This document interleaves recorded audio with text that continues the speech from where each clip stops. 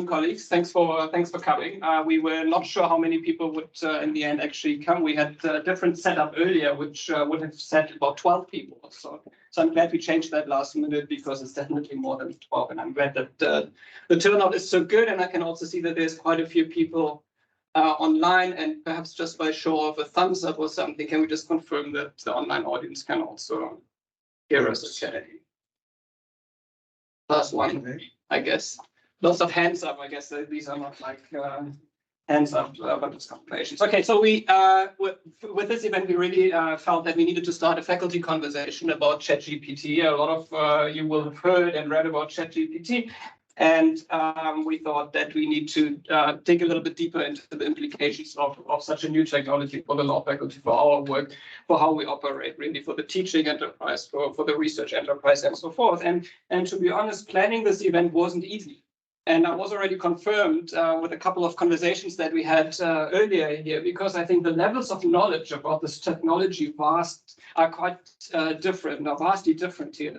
Some have used it before, and some actually have no idea what this whole fuss is all about. So this is how I think, and we thought as a team, how we would actually develop the first of probably several meetings. And what we're going to do is we're going to start off with short little introductions to the actual technology as such. Hanani is going to talk us through, hopefully live, but we have a fallback if it doesn't work out, through some ChatGPT interaction. How does it work? What does it actually do? So that you can actually say afterwards, hey, I kind of know now how that works. Now, this might be lame for some of you in the room, because I know some of you have played with that, around with that already, but let's just get everybody on the same page, because I know some people are actually quite frightened by not knowing more about the technology. So I think we need that more general part about this. And then after we have that in the bag, Maria is then going to take us a little bit closer to what that means for us. She is then linking that technology, this kind of technology. There will be other technologies like ChatGPT. We are using that as a pack for that type of artificial intelligence, which is really cropping up in every corner at the moment.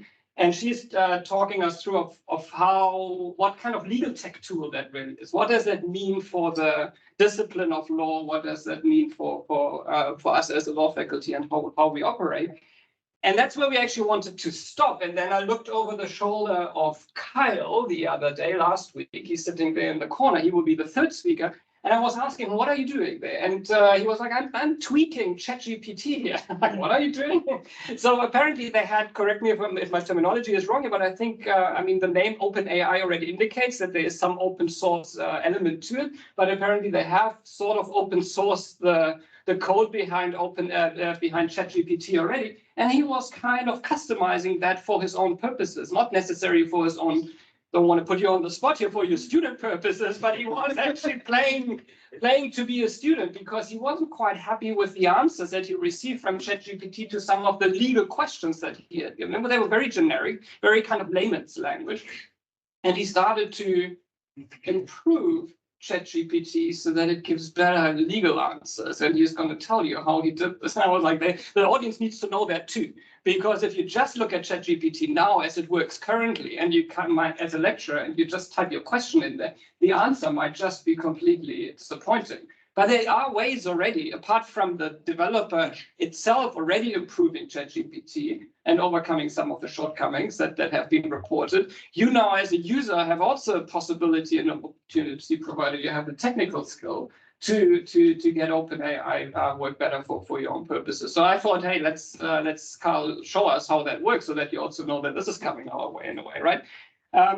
This is the formal part, and I think this is a nice way of kind of presentation style seminar where you learn a bit about ChatGPT, but then and that was actually triggered by our commercial law meeting the other day, when that topic was raised, and all of a sudden everybody started talking about it, right? And I felt that dynamic that people want to actually start share and comment on that. So really the second half hour of the seminar, hopefully this is going to work out. We foresee the audience here and online to talk about their own experience. Maybe you have already done something with ChatGPT that we haven't spoken about that you think we should all know about. I know that certainly some people working in the faculty are very much ahead of the curve, while others are not so much. And just having that sharing happening in the faculty, I think is a useful purpose for this meeting too. We've earmarked about half an hour for this. Hopefully we can fill it. I'm actually at this point anticipating that we will be running out of time rather than the other way around. But if you're hesitant to talk, which would be a first for lecturers anyways, but if you're hesitant to talk, then we have kind of prepped we will have a conversation here then in the room amongst ourselves in a way to get the conversation going. So this is the general plan for how things will be unfolding. I was supposed to talk for 2 minutes. I probably have already spoken for 10 minutes or so, but I want to finish off by first also looking at my notes in a second and see whether I have actually said everything that I wanted to say. But secondly, I wanted to alert you to the fact that very recently, I think at the end of last month, end of Feb, there was a dedicated special report in, what's that, University World News, I think, is that higher education focused publication that I think every so often we should have a look at to see what's happening globally in our space. And they had a dedicated report on AI with a number of articles on AI and how it affects tertiary higher education globally from different corners of the world, which I liked also to see the differences in context from different parts of the world. But what I also like particularly is, because I feel that when I talk about ChatGPT here with some, there's that kind of like this ostrich mentality, kind of let's put the hand in the sand and just kind of either pretend it's not there yet, or let's just ban it. Let's just try and find ways of just getting it out of our system. And I think it's not going to happen. There's always smarter kind of, I don't know, IT students or something that will find workarounds. So I think we really want to also look at this from a more kind of proactive, positive kind of angle and identify ways first of how it can actually aid and benefit our own work as researchers in particular. I think there's huge research as a research tool, first and foremost, can make research better in terms of helping you to do your own research, not replacing your research. But it also raises all sorts of research policy questions, right? And that's certainly something that we here as the Intaka Centre will be looking at quite carefully, especially from an African context perspective. Please come in, Johan. Yes, Chair. So there's definitely opportunities for those who haven't really, especially perhaps the more junior members in SUB that are still trying to find their feet in terms of their own research agenda. Here's one angle that you could pursue going forward, right? So it's definitely something that still requires a lot of digging into. So that, and then also I think instead of just thinking of ChatGPT as being a tool for students to cheat, I think we can also start to perhaps at least change the conversation to see how this is actually a skill that we should acknowledge as being relevant for them in the real world after they leave our venues here. And it's something that falls into our core to actually teach them so that they're ready for that, so that that we are not told afterwards we do not properly prepare for our students for what is coming afterwards, and that they're actually coming out of here with a competitive disadvantage in comparison to those who have been exposed to these tools. So this is generally the purpose of the center anyways, to do this, to raise some awareness about the tech tools available, and what better tool to start off the seminar series in 2023 than ChatGPT that really everybody is talking about. Okay, I'm already getting concerned about time. I'm stopping here. Hanani, over to you. Thanks all for coming online and offline. Hopefully you enjoy this. Okay, to the people in the room, please allow me to stay here so that I can kind of control everything around here. I'm just going to switch the camera so that it is on me for the people that are online. And then, oh, that also.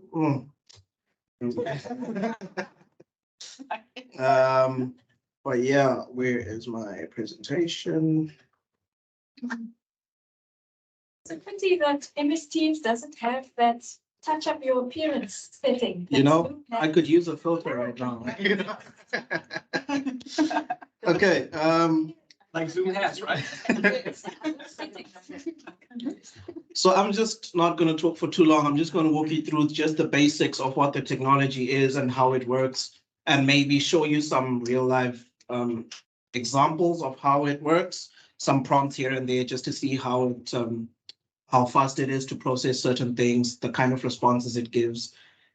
Just to let you know that sometimes it doesn't always work 100%, and also its speed depends on your internet connection and all that stuff. So I've got some pre-recorded videos, but we'll also try and do some live interactive examples. So, okay, that's a bit small, but in essence, ChatGPT stands for Chat Pre-trained Transformer, right? Pre-trained Transformer. And so basically it has, for obvious reasons, been stealing the limelight because of its uses and how it's been used in different contexts and that sort of thing. Okay, I need to do this again. But as Tobias has already said, it's not the only one that's currently out there, right? It's actually in artificial intelligence, what we call a language generative model of artificial intelligence. And so Microsoft has also released their own, which is being used in conjunction with Bing, which is their search engine. And recently I was told that Google has also pre-released their own, which is called Bard. But for the preliminary kind of reviews seem to suggest that it's not as good as ChatGPT or the Bing function. So it's actually a AI-powered chatbot that makes use of natural language processing to produce human-like responses, right, when it is prompted by human user inputs. So it has been used in quite a number of different scenarios. I'm sure most of us have already in some form interacted with chatbots, maybe for customer service or this and that. But ChatGPT takes it a step further in that it tries to mimic human creativity, right? And please note, I say it tries to mimic human creativity. So it's completely free. It's available on the internet. And also, it has only been trained on English written texts up to about the year 2021. So when we're talking about some of its limitations, key to note that it has not really been trained on other languages, and also post 2021, it is quite limited. So a key thing also to note is that, which is why I underlined the issue of mimics creativity, is that it is not creative, right? Even though we call it artificial intelligence, it is not intelligent at all. What it does is it creates sentences by predicting the likelihood of a word coming after another, given the prompt, right? So it actually predicts what should follow in a string of words, right? So based on its training, on its text that it's been trained on, it does not think that, okay, because you've said this, I'm going to think like this. It is just on a balance of probabilities. What is the probability of this word coming after this word in this particular context, right? So I guess that already explains why it is also not 100% correct all the time. Sometimes it gets it totally wrong. Sometimes it's quite spot on. But the beauty about machine learning and artificial intelligence such as this is that it learns from its mistakes and it corrects itself. Yes. So does that mean that the more inputs it gets over the years, the more likely it will be correct? Yes, exactly. So now it's right, in 2 years. Yeah, exactly. So as it keeps on, getting corrections, sometimes, like the developers actually encourage us to correct it where it is wrong, to tell it that, okay, this is not correct, you need to fix it. And then it will, as you will see when I give you some examples, sometimes it even says, thank you for the correction. And then it goes on to, give you the correct answer. It's nice. So yeah, whenever it's given a prompt with text instruction or a question, it produces paragraphs or short essays, very well constructed and grammatically correct. That's why I guess people are very, interested in it, because it is so close to what a human response would sound like, although there's little to no human input at all. So I think I've already explained this a little bit, but this is how it works, right? So the way in which AI language models are trained is that you feed them a bunch of texts from the internet or wherever. So in this instance, ChatGPT was trained on English texts. So in this instance, I think, right, they have not clarified this. It's mostly texts that are available in the public domain, open source texts.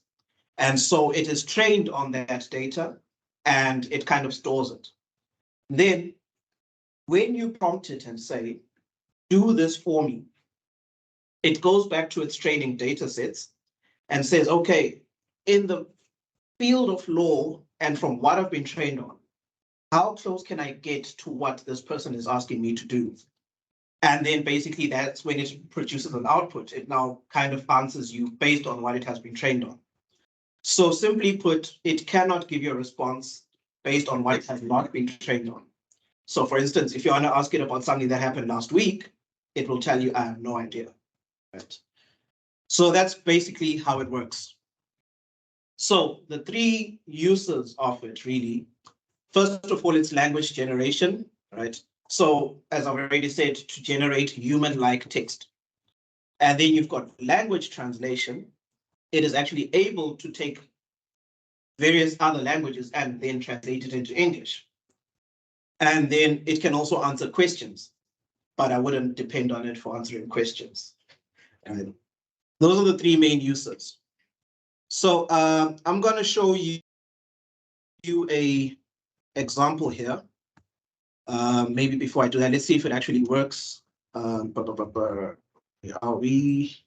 There we go. Cool. So the famous case of S versus Makwanyane.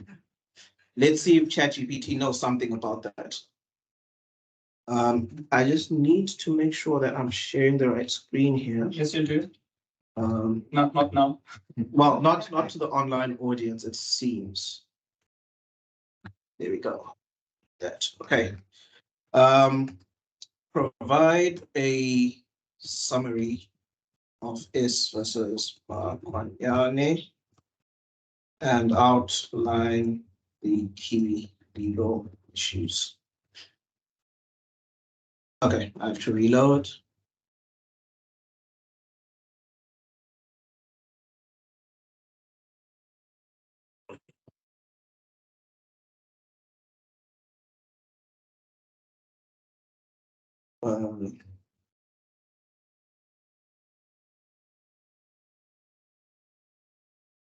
So there it goes. Now it is thinking, so to speak. And from what I gather, the internet connection here is very slow because usually it should be done by now. Load shedding. Let's see how long it takes. Okay, so there it goes. Now it starts. So there it goes. Now it starts writing. S versus Makwanyane is a landmark case in South Africa decided by the Constitutional Court in 1995. The case was a challenge to the constitutionality of the death penalty in South Africa, which had been used extensively during the apartheid era. The key legal issues. Wow, this is painful. It's like, it looks like you're dictating to. Right, yeah. Still faster than Faster than reading. Yeah. So yeah, when the internet connection is quite good, this is done in a matter of seconds, really. So as you can see, it's outlining what the key legal issues were there, right? Whether the death penalty violated the right to life, whether the death penalty was a cruel, inhumane, or degrading punishment that violated the prohibition against such punishments. And so for a law student, you can see why this would be helpful, right? It's basically telling you everything you need to know without having to read the case that is some 100, 200 odd pages, right? And it's quite spot on. Now, key to note that this is based on what the internet had pre-2021 on the Makwanyane case. And so it even gives you the decision over there. and why this was significant for South Africa's transition to democracy. Right, so it's given us a nice little summary and all that. Let's take maybe a prompt from the audience. What else would you like to know about the case? We can ask it follow-up questions, right? It is intelligent in that way that based on what it has given us, we can further ask it to maybe explain one or two things. Yeah. What were the key differences in reasoning between the majority and judgments? Okay, let's see. Remember, it does not work all the time.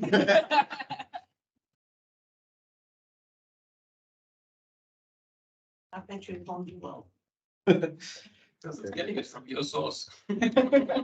It's not, I'll get to that. Just while you type, perhaps an additional piece of information about this tool sometimes working and sometimes not. So what ChatGPT at the moment does, they have a free tier, which we are using for everybody. And then they have started to also have I guess it's a subscription or fee offer now where you get priority, and then the answers come much quicker and you don't get as many error messages as you currently get if you are on the free tier. So you're seeing not the best of it because we haven't yet signed up for the paid version. So here it goes. It says a constitutional court issued a unanimous judgment Was it? with all 11 judges agreeing that the death penalty was unconstitutional and should be abolished. Therefore, there was no majority or minority judgments in this case. Good That's question. why I said the key differences in reasoning between. Oh, the okay. judges. My bad. That's my mistake. But that's what But it does say, yeah, it is worth noting that the judges had different reasons for reaching this decision. Some of the judges focused on constitutional provisions, prohibiting against cruel, inhumane, degrading punishment, while others emphasized the arbitrary and discriminatory application of the death penalty. Right, so you can see it's quite well informed, and it's quite spot on for what it's worth. And it's even going on to tell us, despite these differences, what the judges agreed on and all that. Let me not bore you with that anyway, right? So I'll just stop generating that and try maybe another prompt. Maybe this time let's talk about temporary evictions. I mean arbitrary evictions. What is the South African position? Let me say legal position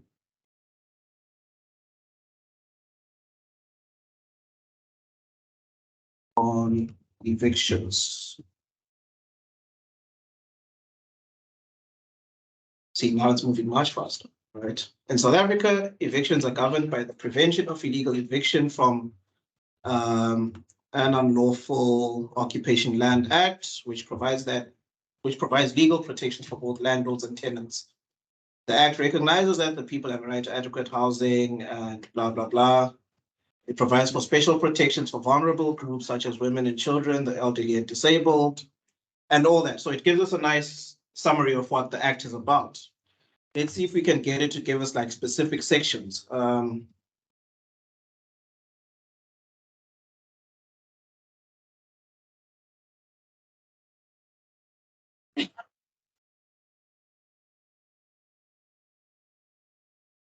see what it says then. Come on, ChatGPT.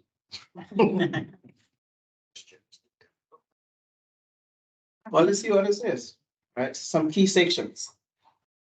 And it's giving us some, right?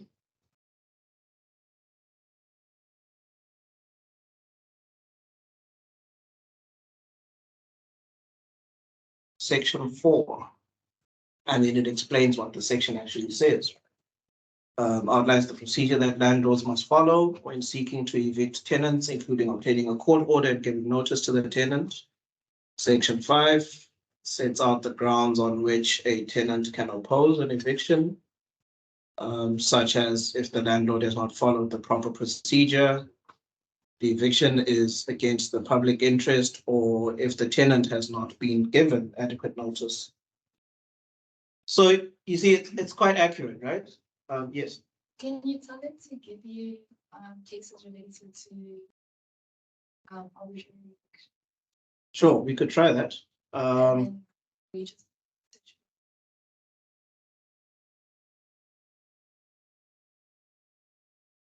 Okay, that doesn't do let's see if it does. Right. Sometimes it says, Yeah. please consult a librarian or Please. Speak to Sydney from there.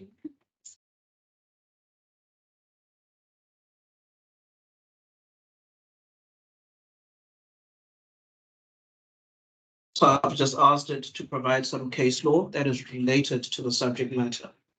Let's see what it brings up. And you say, please. Yes, I was very polite. Right. Several important cases. Prevention of illegal eviction and unlawful occupation. I hate it when it writes out before all the time because it's taking up so much time.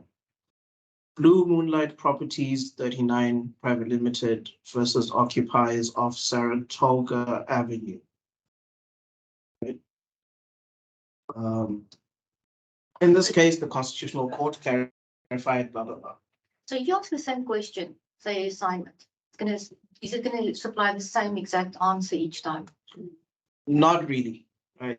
So will it? the answer will always be dependent on the prompt, like what you ask it to do. See, for example, an assignment, you have the question and they type in that question. Is it going to generate the same report? I don't think so. You can press regenerate, gives Yeah. you Gives you a different. infinite So if I different. ask the same question again, it might be a different Yeah, answer. yeah. Or It can slightly be worded different. Slightly same different. answer, but Same answer maybe, but worded So differently. it allows to buffer plagiarism. Yeah. Okay, this is great. You know what, but you can ask it, you can put in the answer into this form and you can ask, have you given this response? So that's a way to sort of, because there's, well, you guys know more about it. No, please, that's exactly the point here, that we have this If you want some conversation. plagiarism, you want some spelling errors and Yeah. So I'm just trying to language. show you here that it is actually giving us a case that exists and a case that is relevant, right? So it's quite spot on. But here's one of the limitations with it, right? Let me maybe say, cite your sources. Let's see what it says when I ask it to cite its sources.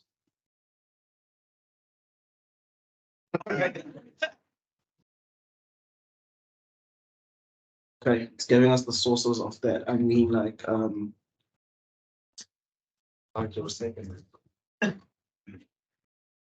okay, yeah, let's say cite your secondary.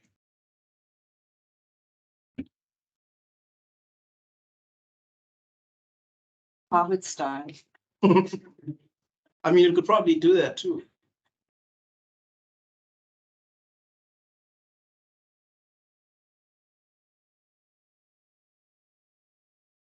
Any minute now.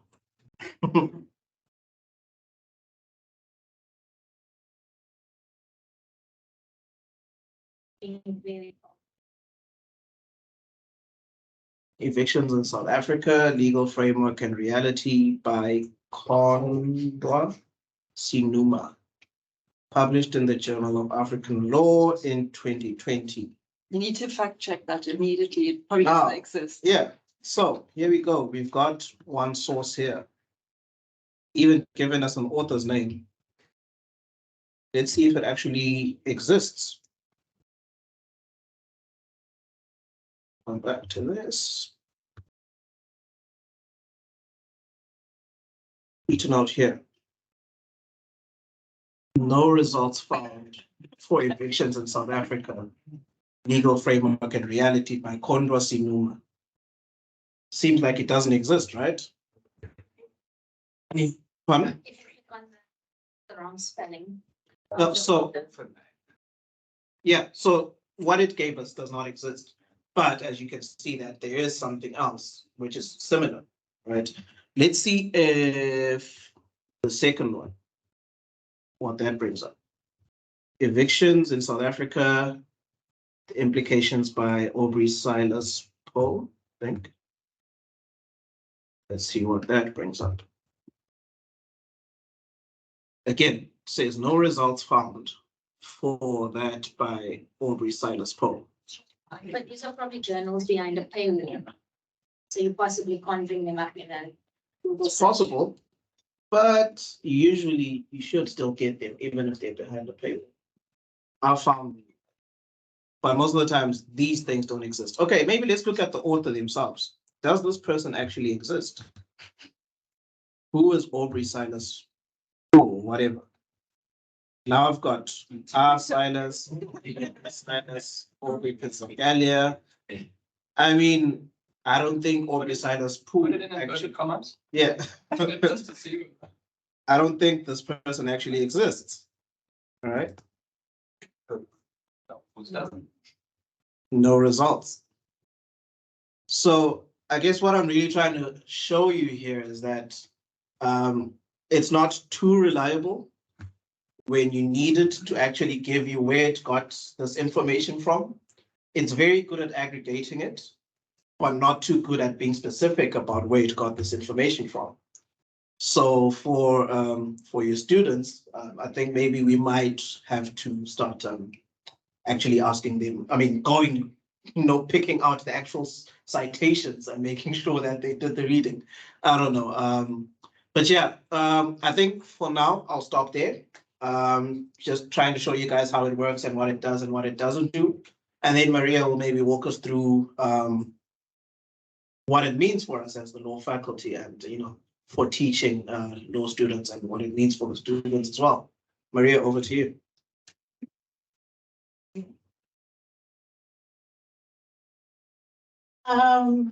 You actually stole half of my presentation. So just a little bit of background and mindful of time. I started playing with ChatGPT literally about a month ago. And for those of you who don't know me, I work for African League, so we publish law on the African law on the internet. And one of my primary reasons for going on to ChatGPT was to figure out how can that help us be more efficient in publishing law and making that law more understandable to the legal community, the legal academic community, as well as to actually the person on the street. Is there a way for us to serve that law in a more understandable language? So I came in from that perspective, and in fact, actually, the first questions that I asked ChatGPT were not legal questions. It was questions from other disciplines. So we, as publishing the law, we process data sets. So asked it stuff about how do you do an Excel macro to do ABC and get all the case names in a particular way. And it was quite good. I mean, it's for something that would take me normally 3 days of research as a non-tech, non-developer, it would give me an answer in, as you saw, 1 minute, and then I would go and apply it. And I had a solution that, would take me 3 days to answer. And I thought, my God, that's like fantastic. And it's quite good also at the other thing I tested it on is let's get some social media summaries of some of the content that we're putting out there. And it gave me these brilliant tweets that you can just input immediately and, kind of generate them on an ongoing basis and eliminate a person that would normally do that in our team. So it showed great potential. And then about 2 weeks ago, I started playing with exactly that free version of ChatGPT, which is 3.5. I think, and I said, well, let's throw some case law with it and ask it to generate some answers. My first case was State versus Makwanyane. And the reason why I use State versus Makwanyane is, first of all, it's my example when I do a demonstration of our sites. Everybody knows State versus Makwanyane. And because everybody knows it, everybody across the world knows it. So there is a lot of stuff written about State versus Makwanyane. There are a lot of references from other jurisdictions, case law to State versus Makwanyane. It's a very well-known case. So if I may critically analyze the response of ChatGPT, I would posit that it came up with that. I think it was a great summary because there is just so much written about State versus Makwanyane out there, and it has gathered this from resources, not necessarily from reading the case. And I arrived to that conclusion that it hasn't read the case when last week I gave it a case that sits on Law Library, and we've recently digitized the entire archive of the Supreme Court Appeal, and I just gave it a case that no one had written about. It wasn't until 2 months ago, it wasn't even on the internet, so it wasn't indexed by ChatGPT, didn't know about it. And it produced this beautiful summary that had nothing to do with the case. But it's just sounded so authoritative and so correct. So if they hadn't read the judgment, which some of our students would not do, I would just go ahead and say, this is fantastic, I'm just going to use it in my result. So this shows you the limitations of ChatGPT. Well, first of all, I gave it a link. It didn't prompt me. It didn't inform me that it would not read the link to that judgment. And then secondly, it just sounded so good and professional that to the uneducated user, it would have been completely deceiving and unproductive to use the machine for that kind of purpose. So ChatGPT can be inaccurate, as we have just seen. It can be inaccurate with legal information, and we need to understand how it works in order to know what to look out for and how to spot those inaccuracies. I think we always should double check with proper resources all the answers that come back from the machine. We shouldn't be fooled by it being, we shouldn't fall for the authoritative language that it uses. We should also know that the data sets that it uses are outdated. And we should also know that they don't necessarily cover a lot of African material. So S versus Makonyane work because it's been commented on all over the world. But if you go for something that's very specific to our jurisdiction, it doesn't do so well. What I found it does well is it's good at basic answers. So the other question that I asked it about is, I was writing a funding proposal and I had to consider how free access to law fits within feminist theory and promoting gender rights. And I thought, let me throw it at ChatGPT and see what it says. And from somebody who hadn't read a lot of literature on the issue, it actually came back with pretty good guidance on what I should be looking out for. It gave me 5 distinct areas that I can take my research further and kind of substantiate further in my proposal. So it was quite good at giving me that basic structure of what I should be looking for at my proposal, slash essay, slash thesis, slash, whatever other written output, research output that I would like to have. So that was quite good. It allows you to bridge kind of your knowledge with other disciplines or with other subject areas within our domain. What I also, so back to summarizing case law, which is our greatest issue right now at African League. So it didn't work on the link. I tried to copy and paste an entire case. It has a text limitation, so you actually can't go over a specific number of words to give it to. And then what I did was I took a case and I said, okay, here are the facts of the case. Summarize the facts of the case for me. It did great. As I pasted, so before it did great, I subscribed, so I paid the $20 and subscribed to GPT-4, which came out last week, and everybody said it's so much better than the free version, and indeed, actually, it is so much better than the free version. So on your comment, we should wait years for it to get smarter. Actually, it takes nowadays weeks to months for it to get smarter. They have been working on it for years, and now the pace of production of new stuff is so much faster. So I gave it the facts, gave me a great summary of the facts that was relevant, correct, and it was actually quite good and encompassed everything. I compared it to the summary that the court researchers had done. It was a Namibian case. And actually, I thought ChatGPT was much better at the grammar, syntax, and everything else. It just looked so much more polished and better. Same thing did with the issue, did with the application of the law, and it was actually correct. What it did in the first iteration, there was a use of a Latin term, to hear all the parties, and I said, please present the summary in the plain language, avoiding all Laticisms. And it went and gave me a perfect definition of audi alteram partem. So it actually knows definitions, and when you prompt it and give it the instructions, it will use something, in this case, plain language. So this was my interaction with ChatGPT 4, and I was quite impressed by it, and I think it has a lot of potential.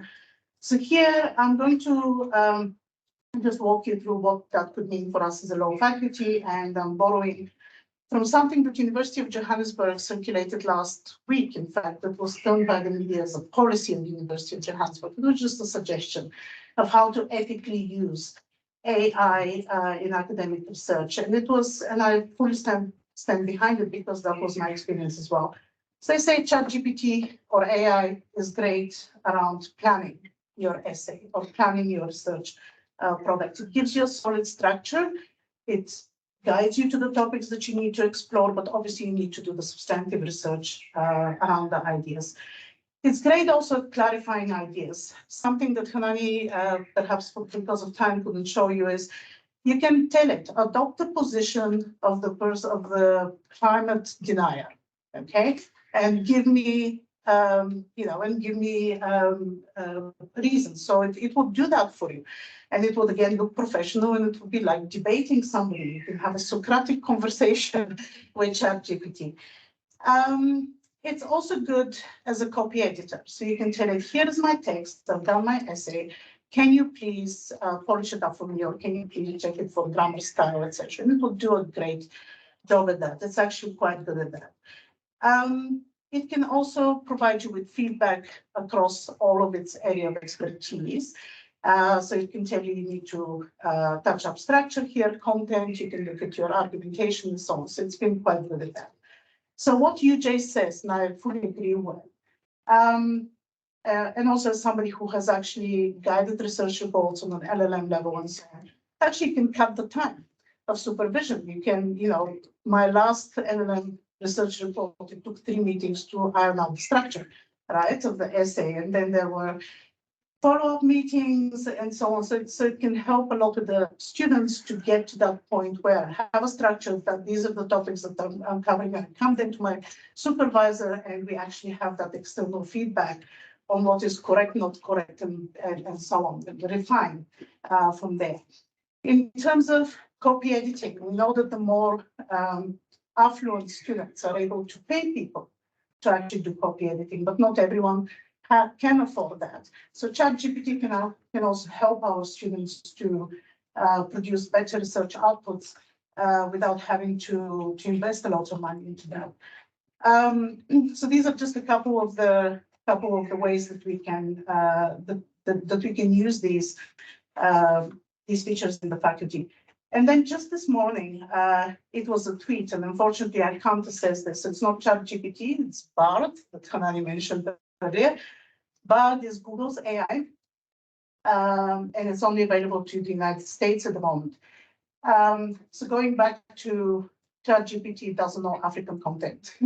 And I think one of the reasons why is because a lot of our case law and legislation is actually behind the paywall, so it's difficult to access. Bard and Google have had LexisNexis and Westlaw databases, as well as Google Scholar databases available to them to train their AI better. So what I saw this morning was, can you summarize the case? Yes, I can summarize the case. Can you give me the citation? Yes, I can give you the citation. So, and it was not a State versus Mokonen, it was not a very popular case. So it is moving fast, and if they have access to the correct databases, they would, which brings me to a recommendation point.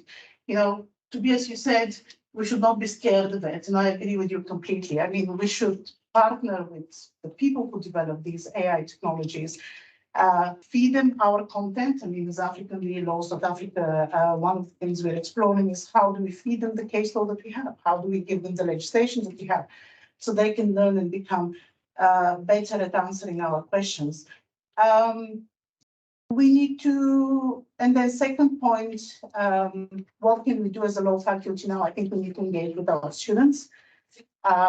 They need to know what the limitations are. They need to know, and Kyle, I look forward to your presentation, how do they work the system to get the to get the best answers, whether you chunk up the text, whether you role play, as a student, can you give me feedback on my essay in such and such format? How do they fact check? So at the moment, ChatGPT is just a research tool, and as any other text or any other source that we find through whatever database, we need to find other resources. So it's also about basic literacy, research literacy. Yeah, and I think we need to educate ourselves first before we start judging our students and educating our students about it. It wasn't mentioned, but you probably know that there is already a tool that tracks for plagiarism, and they can identify with about, I think, 95 or 98% accuracy if text was generated by AI. So I don't think plagiarism is such a big issue. We already are able to identify plagiarism through AI. But I think we need to have a responsible use, and we need to start talking to our students about how to use AI best. Yeah, the language aspect is quite fascinating and I think useful. Because that is one of the big challenges for dissertations, for example. So if we feed it into the system, and I'm just asking because I know nothing of it, does it store that version? So if it's reading it and it's correcting it, will it use track changes or not? And will it store that version of your paper? It will store your answers, so you will store your questions. So you could use it later. So you could use it later, but it Or will. someone else could as well. Right, and not track changes per se, but as you ask it to regenerate or ask clarifying questions, that will be part of the history of your interaction with GPT. Thanks, Maria. That's great. Carla, do you need to set up somehow so that we see what you're doing there? I think that's good. There's so many issues being brought up at the moment, and I'm looking at the time. So we will definitely have to schedule more meetings on separate aspects. There's also discussion online already, some very interesting questions about the way that we have to ask questions going forward. I think that's really something that we need to unpack going forward a little bit more. And I think that's why I'm looking at the audience here. I see some concerned faces. And I think it's part of the reason is that there's challenges the way that we are doing things currently quite a bit. You're asking a lot of questions about memorizing, and I think this is better with memorizing than what like what many out of our students were and staff in fact also are able to do. And I think this is where the conversation that we need to have going forward. How do we change the way that we ask questions? How do we actually foreground skills different to the ones that we have honed so far? I mean, that has been long been discussed as to how we actually focus more on critical thinking skills rather than just repeating things that we have read somewhere. And I think maybe that's the push that we need to force ourselves even a little bit more. But these are separate discussions that take much longer than the 10 minutes or so that we're given here on each of this. Carl, please tell us how you make OpenAI even better or ChatGPT even better. Okay, so I'll keep this really short. So I just wanted to show you how this all works. So over here, essentially what I did is I downloaded Python and did all the coding things. And this is a text editor. And essentially what I did was I imported the code here for that GPT 3.5, which was the one before GPT-4. And over here, you've got the role essentially of what this thing is. So that can really be anything, but I chose here to do it. You're an AI specializing in South African behavioral law, answer questions with reference to the 5 elements of dealing. Now, and then I want to use this show a screenshot, Anani. So those pictures you sent? yes, are you going to share No, picture. the ChatGPT one? Yeah. Let me see if I can find it. Good shit, yeah. There we go. Got it. Beautiful. Hold on. I need to share this with the online audience as well. There we go. Cool. Yeah. So you've seen this at work now. Essentially, I gave it a scenario. Charlize crashes into a car after running the red light. He loses the vehicle, cannot travel to work. Charlize liable in dealing. And it sort of gives you a little answer there, but missing a lot of the substance of when you're trying to write this out. Yeah, it's just lacking a lot. And then onto the next one. So this is when I put it into my little thing that I played around with. And as you can see, they similarly lacking a lot, but now it's able to break it down into each element, each individual element, and gives you a little paragraph. This was really on my first try with it. I've played around with it again, and you can actually tell it to do an analysis of wrongfulness, whether it's negligent or whether it's intentional. And it will go ahead and do that for you. And you can also, in that, the role that I said, you can say answer with a reference to the 5 elements of DD and provide authority for statements made. Now, with that, I found that it will give you the most famous case in DD. So maybe just like a little introduction. This is what wrongfulness is, case law, bam, over there. So yeah, that's essentially just what I wanted to show. I saw Leanne is online, but I popped in a assignment question into this. I made it a copyright specialist, and I just asked it around the copyright amendment bill. So what I found is that it provided pointers more than anything. I didn't really, when I approached that question, so I popped it in first, and then I approached the question on my own. I found that I came to a different conclusion. So it wouldn't be able to analyze the way that someone trained in with a legal mind would approach that question, but it does sort of assist and it can guide you in some way if you play around with that back end a bit and give it a specific role, give it specific things that it needs to do. Yeah, so that's all for me. But what if you were wrong? No, it's very true. So what that role, there's also a way of writing that, and I'm not sure if I wrote it right, like those, the role. So you can play around with that role a bit and you can get more accurate answers also giving it specific prompts. Very quick question. I've noticed with ChatGPT, and I think these other AI things are similar, is let's say you say to it, critique this case or critique this thing you've given it, and it doesn't do a very good job. You can also prompt it. You can say, a badly written case often has the following kind of characteristics, or badly written piece of legislation has these characteristics. Identify them in the legislation I've given you. So you can teach it a skill and then use it to apply that skill at the same time, which I think is really interesting because it's, it can learn like that without having the programmer to go, or OpenAI or whoever go to teach it those things. You could do it in the prompt. You can say those. Yes, exactly.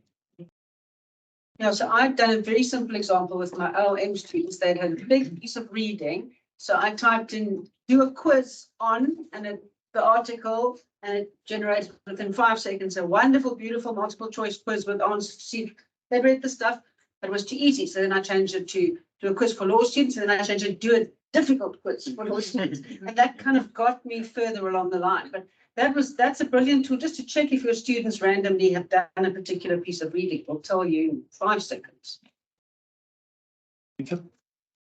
Thank you. I'm happy actually to continue exactly like that without facilitation further. I mean, there's a couple of questions that were posted online. We have only a few minutes left. But maybe other experiences that or reflections that the online or offline audience wants to share at this point in time. I think it's just get it out there, Nick. I think we all need to think about this a little bit more and then set in. Yes. I tried to do exactly what you described. I tried to get an outline for work that I've done on abalone poaching. So I first asked what literatures are there on abalone poaching in South Africa. And then I asked, can you please give me all my, so that's my author name, all my written work on abalone poaching. And out came a list of 10 references to my work, none of which I had authored. And it was brilliant. I mean, some of it was sort of stuff synergized from different publications I had done before, or somebody completely different. So they weren't necessarily just picked up, the examples that you gave, that was completely made up by the looks of it. So in my case, it seemed to be sort of a combo of things that I had done previously, but on a different subject matter, or somebody else had done it. So I went back and said, can you please correct that I've not authored any of those? Give me another reference list that was the same. So I didn't actually learn. So I'd be really curious to read with how did. Yeah. So I don't. So I think it's important to underline the fact that it is not factual. Yeah, totally. So it will, for the foreseeable future at least, will not be factual. Yeah. Just to bear in mind that it's a probability game. It Yeah. will just be thinking, okay, what usually comes next? But it's interesting. It's interesting when it comes to names because I'm like, where do you get these names? How do you think? Oh, okay, if I put this name, usually this surname should come afterwards, and then that person just doesn't exist. Quite funny. I was told it synergizes or puts different knowledges together. And that's why it comes up with its own reference list. So they know where to be found. It's just, I mean, when I have kids one day, now I know who to ask for baby names. Or not. Yeah. I've been thinking a lot about how to, not plagiarism so much, but how to address the issue that writing is such an important skill for law students. And so whether it's plagiarism or not, if they're using this tool effectively to rewrite things in a way that sounds nice, then we're not building that skill enough. And in my undergrad course, the primary year mark is made up of a research and writing assignment. And so I've been thinking at the beginning of the year, after I read that article of ChatGPT going to law school and passing, of how to mitigate this issue. Because I don't want to take away the assignment and give them something to do in class, because then it removes the research and writing aspect of the assessment. It just turns it into a, problem solving / memory based task. So I started thinking, well, what if I build ChatGPT into the question? And so what I did was I've divided the class into 3 groups, and I put 3 different questions into ChatGPT and generated an answer from ChatGPT for each of those. It sometimes took a couple of tries to get a decent length, fairly nuanced thing. And it was, really, they're pretty good essays. I mean, all the basics are there. It's what I would expect from undergraduate law students, minus any citations, of course, but in terms of structure, content, it's all there, and it's quite nuanced and critical. And so what I've given students as an assignment is each of the 3 parts. I mean, it's not groups, it's individual, but I've just divided it that way.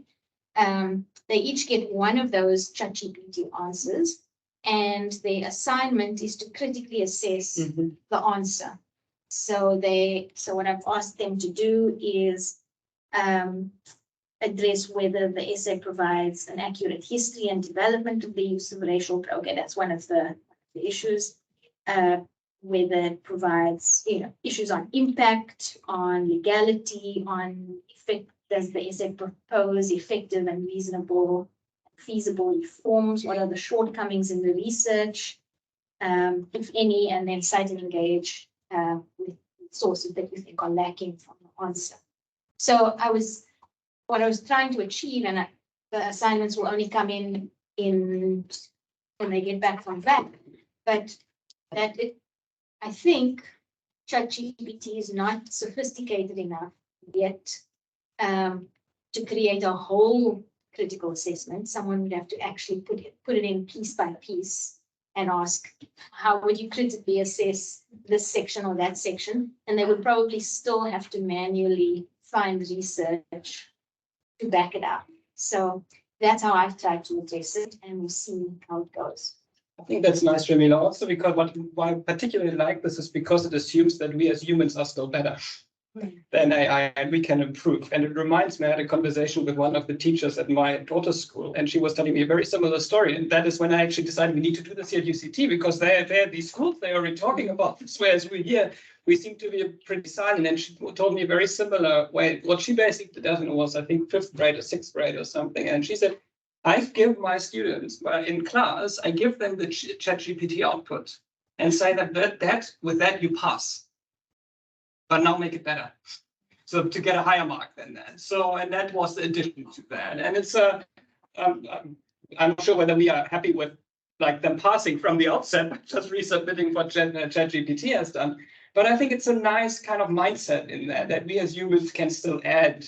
And I think this is how we will have to deal with the technology going forward. One of the other interesting teaching methodologies I've been reading on these international kind of tertiary education science is to give them the ChatGPT, and then what the students have to do is they have to design their own prompts to improve the answer, and then you submit that. That's your thinking process. How am I going to make this better? And I think that can also form actually quite a nice exercise. So instead of producing content, what you need to do as a lawyer is ask the right questions. And I think that's probably a useful angle to talk about us as well. And if I recall this correctly, I think it was Aisha here on the chat earlier. She was also obviously reminding all of us that what we're talking about here doesn't play so much of a role, I think, in the face-to-face exam settings. That's not when people are sitting on their computers and using tools like ChatGPT. It's the assignments, the longer term kind of take-home exercises where such tool can be used potentially. And the question is does that mean now we have to do away with these assignments? Everything has to be, I think that's the question that was posted. Does that not mean we going forward we can only do face-to-face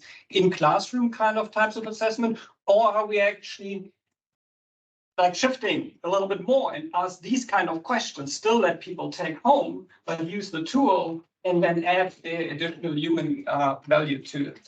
That I think might be the preferable way. Other reflections. We are out of time, so if whoever needs to leave because there's a lecture or something, happy to do. There's food outside. I want to thank the online audience for now. There will be more conversations. I think we could just really touch the surface and raise many issues rather than provide answers to that. But I think this will hopefully put us all in a place to have a more informed discussion going forward on distinct aspects of what we highlighted here. I hope you find that useful. See you next time. I hope we will have food again. Thanks. And if you marking, I want to do marking.